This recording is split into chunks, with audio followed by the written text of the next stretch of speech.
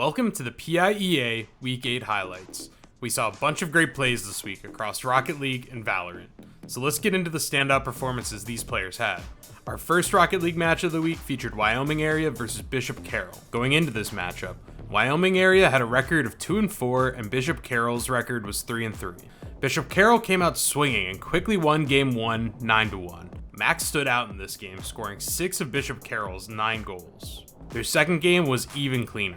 All of the Bishop Carroll players had some great goals and were able to shut out Wyoming Area, winning game 2 7-0. In game 3, Wyoming Area attempted to make their last stand.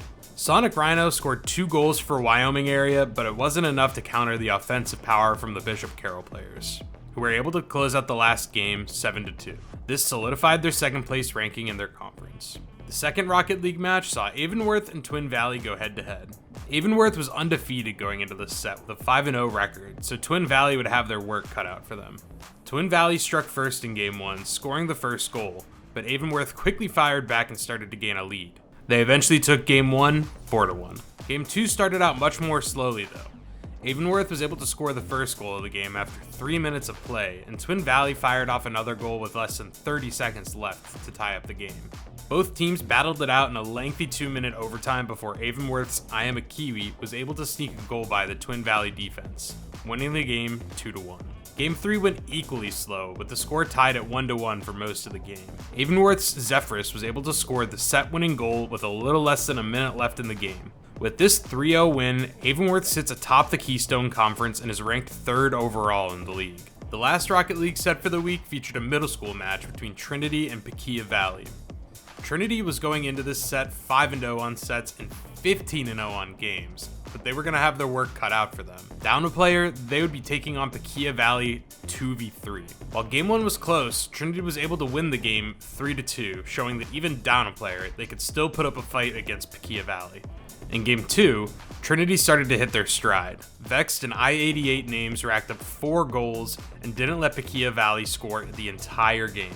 Vexed and I-88 names racked up 4 goals and didn't let PIEA Valley score the entire game. With Trinity on match point, PIEA Valley needed to rally for game 3. They opted to play super defensively since they were up a player, and this quickly wore down the Trinity players and shut them out, winning the game 1-0, and giving Trinity their first game loss of the season.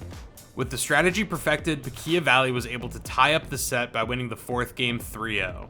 Going to a Game 5 decider, Trinity had already lost their perfect game record, but they could still maintain their undefeated set record. Trinity fired off 2 goals early in the game, but PIEA Valley quickly caught up and tied the score. With both teams in a stalemate, they entered OT, and Trinity's Vexed was able to score a goal after only 30 seconds. This saved their undefeated record in the league and status atop the middle school league. Our first VALORANT match of the week saw Garnet Valley and Henderson face off. Both teams were tied for first place in the Commonwealth Conference with 7-0 records. On top of this, Garnet Valley hadn't lost a single map. On map 1, Henderson had a fantastic showing. Their Reina, Hannah Montana, got a great 4K in the first half and got multiple entries every round on attack and eventually won them the game 13-5. This ended Garnet Valley's perfect map record. Garnet Valley was eager to get back at Henderson on Ascent though, and they were able to enter the second half with a 6-6 score, a major advantage considering they were about to start defense on a defender-sided map. Beast was having some great Reina impact, and the team had complete control over mid. While Henderson was able to win a handful of rounds in the second half, Garnet Valley was able to close out game 2 13-10. Game 3 started with a few good rounds from Henderson, but Garnet Valley started to gain a massive lead late in the first half. They were playing a smart game and they had some great entries and holds. With this win, Garnet Valley clinched a bye spot for playoffs and settled in 3rd place in the league. Our second VALORANT game of the week featured Susquehanna Township and Chambersburg. Going into the set, Susquehanna was 6-1 and in the running to steal the top spot in the Susquehanna Conference. Game 1 started super fast and Chambersburg had a hard time keeping up. Susquehanna was racking up round after round with great plays from Joan, Demon 2, and Tennis Bowl. Susquehanna only let Chambersburg take 1 round of the entire map before they wrapped up Game 1 13-1.